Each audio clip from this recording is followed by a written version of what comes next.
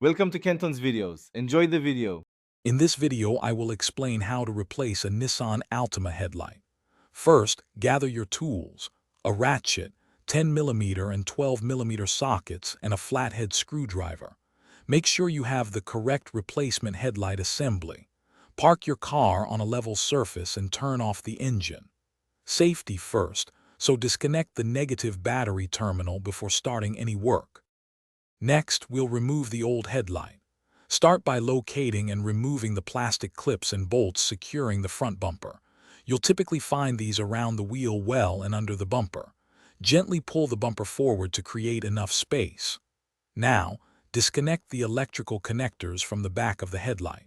Finally, unbolt the headlight assembly itself and carefully pull it out. Now for the installation of your new headlight.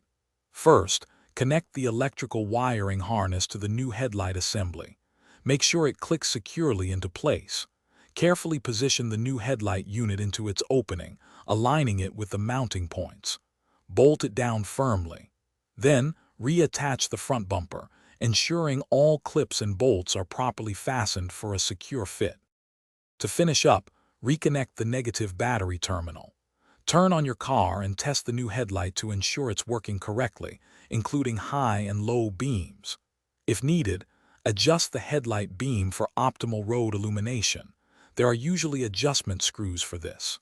Remember to check the description for a link to the Owala water bottle and other great deals. Enjoy your clear, bright new headlights.